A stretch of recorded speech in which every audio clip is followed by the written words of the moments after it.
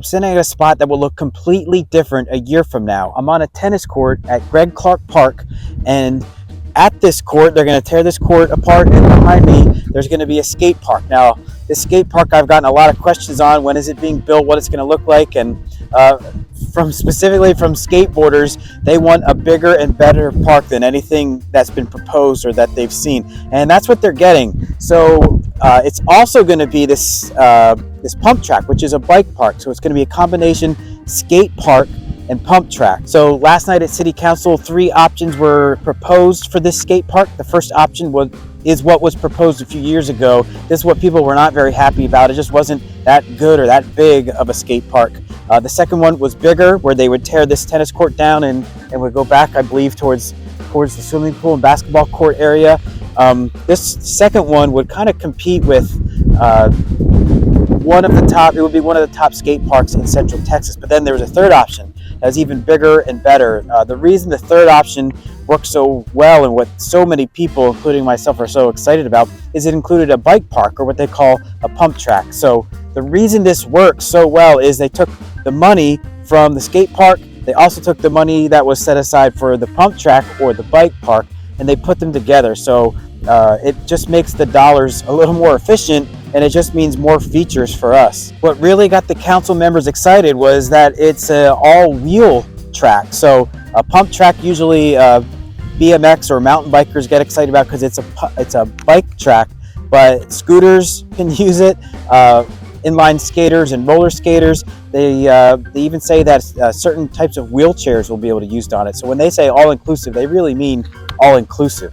So this is an exciting decision, but this is when the city can get involved and the residents can get involved, and people who want a certain type of skate park can get involved and tell the city what they want. People who want a certain type of bike park or pump track, they can get involved too and talk about exactly what they want.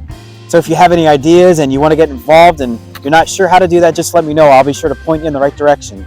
And this skate park and pump track should be done by the end of 2025.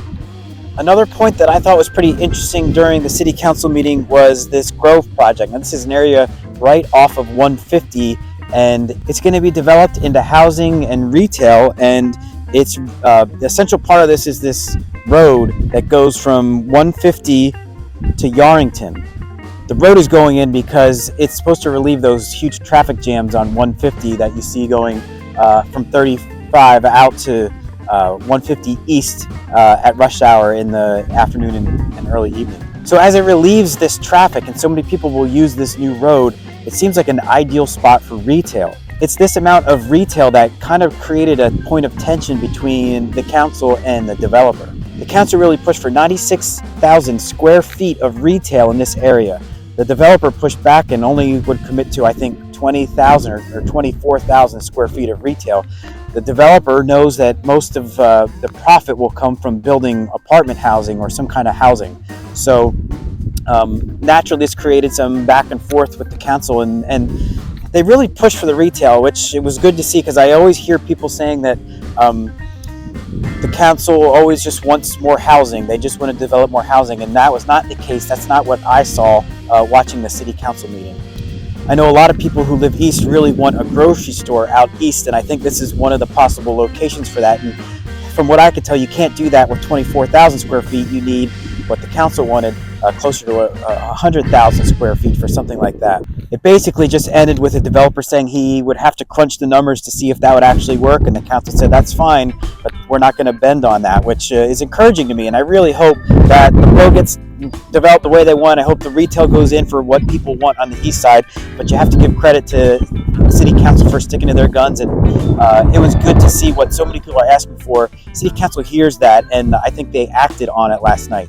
Other important topics covered at the city council meeting, they do this vision seminar where they all go away to a city that they are interested in. So say they go to Dallas, they would go to Dallas and look around Dallas and see what kind of things they like about it, and then they can kind of incorporate back into Kyle, so that they share their vision of Kyle, of what they think Kyle should look like in the next few years, and then hopefully that applies to everything they do and talk about in the upcoming year as they decide things. A few things that were interesting. At one point, Council Member Heiser said something about I it might even be a waste of time because some people say one thing at the seminar and then they vote different, which I can definitely see that happening when they're voting on so many things. It's just a kind of an interesting, tense moment. Something else that I noticed that happened is the new council member McKinney was bringing up the point that this was a lot of cost. It was a lot of cost for them to go to the hotel. They had some kind of facilitator involved, so he was trying to talk about ways to cut the costs to this,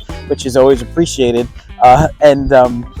Council member Zuniga kind of offered to share his room. He actually said, well, I don't want you to commute, if the conference is in San Antonio from Kyle down at San Antonio, because that time together is very important for them. They talk about how all the hours where they're just all there together is very important. So he offered to share his room, which is just a high level of service.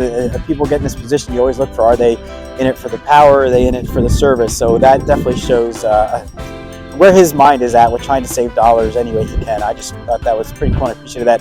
And then right after that, Council Member Harris, who's the only female on the council, refused to share her room, which I thought was a good suggestion, but it was kind of a funny moment in a very serious meeting. A couple other encouraging moments for people who say that City Council doesn't push for small business enough. There were a couple points made where they really pushed for small business. They said they were trying to get small business downtown.